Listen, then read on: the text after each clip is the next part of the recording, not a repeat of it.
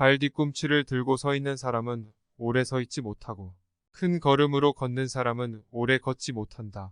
발 뒤꿈치를 들고 서 있는 사람은 무엇인가를 향해 자신의 욕망을 발휘시키고 있는 모습이다.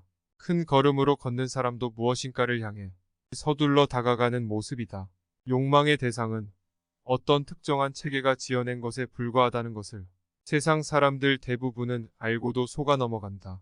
그러나 자연의 모습과 다른 것이므로 지속적으로 유지될 수 없다. 이러한 연유로 안정적으로 오래 서 있지 못하고 오래 걷지 못한다고 하는 것이다. 자신의 관점으로 보는 사람은 진정한 인식에 도달하지 못하고 자신이 옳다고 하는 사람은 빛나지 못하며 자신을 드러내는 사람은 공을 차지하지 못하고 자신을 내세우는 사람은 지도자가 되지 못한다. 도의 관점에서 보면 이것들은 남은 밥이나 군더더기 같은 행위에 불과하다.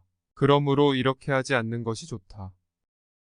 촉함을 안다는 것은 멈출 줄 안다는 것이다. 명성과 몸, 어느 것이 가까운가? 몸과 재화, 어느 것이 소중한가? 어둠과 이름, 어느 것이 병인가? 얻는다는 것은 밖에 있는 명성이나 재화들을 나에게로 끌어당겨 얻는 것이다. 잃는다는 것은 밖으로부터 들어와 나에게 쌓여있던 것을 놓아버리는 것이다. 명성이나 재화에 탐닉하여 집착하면 반드시 큰 대가를 치르게 될 것이고 이를 많이 쌓아두려 하면 반드시 크게 잃을 것이다. 촉함을 안다는 것은 멈출 줄 안다는 것이다. 촉함을 알면 욕되지 않고 멈출 줄 알면 위태롭지 않아 장수할 수 있다. 계속 채우려 드는 것보다는 멈추는 것이 더 낫고 잘 다듬어 예리하게 하면 오래 갈 수 없다. 온갖 금은 보화를 집안 가득 채우지만 그것을 지킬 수가 없고 부유하고 높은 자리에 있다 하여 교만하면 스스로 허물을 남기는 꼴이 된다. 공이 이루어지면 물러나는 것이 자연의 이치다. 우주의 존재 형식인 천도는 자신을 채우거나 드러내지 않고 오히려 뒤로 물러나는 모습으로 작용한다.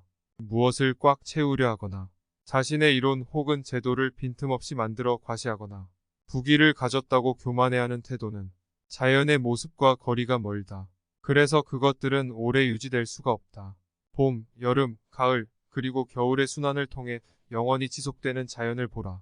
반대편을 향해 열려있고 자신의 열매를 뒤로 한 채 그저 또 다른 길을 떠날 뿐이다. 촉함을 아는 사람이 진정한 부자다. 세상에 도가 실현되어 있으면 전쟁에 쓰이던 말로 농사를 짓고 세상에 도가 실현되어 있지 않으면 말들이 전선에서 새끼를 낳는다. 죄로는 지나친 욕심이 가장 크고 화로는 촉함을 모르는 것이 가장 크며 허물로는 얻어가지려고 애쓰는 것이 가장 크다. 만족이라는 것은 조건에 따라 모두 상대적으로 다르다. 그러므로 진정한 만족은 자신의 입장에 합당한 어떤 단계에서 촉함을 알고 멈추는 것이다. 촉함을 아는 사람이 진정한 부자다.